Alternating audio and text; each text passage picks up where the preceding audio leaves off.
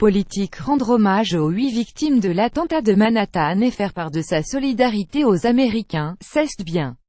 En profiter pour critiquer la politique du gouvernement, c'est mieux. C'est en tout cas le parti pris par Marine Le Pen ce mercredi 1er novembre, dans un communiqué diffusé à la suite de l'attaque survenue mardi soir à New York. Une fois ses pensées et sa tristesse adressées aux victimes, la présidente du Front National ne tarde pas à rentrer sur le terrain de la politique. Solidarité avec le peuple américain visé par un attentat islamiste à Manhattan. Le terrorisme est notre ennemi commun.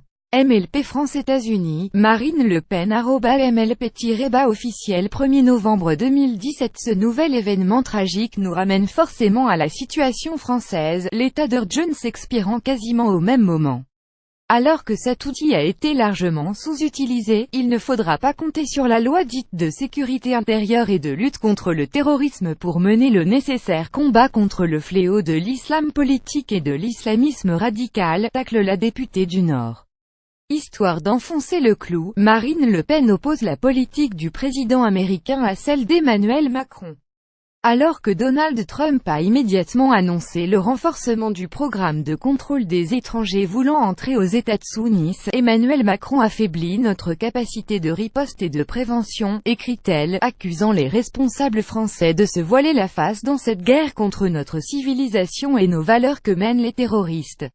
Désarmer la France alors que notre pays court de grands dangers et criminels, dénonce encore la présidente du FN. L'état d'urgence, dont le bilan réel fait débat, a expiré mercredi 1er novembre à minuit. La nouvelle loi antiterroriste, qui en reprend certaines mesures, entre en vigueur pour lui succéder.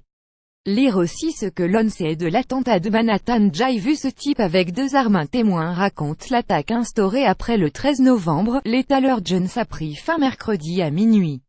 Quel est vrai bilan? Pour suivre les dernières actualités en direct sur le HuffPost, cliquez ici tous les matins. Recevez gratuitement la newsletter du HuffPost. Retrouvez-nous sur notre page Facebook. À voir également sur le HuffPost. Envoyez une correction.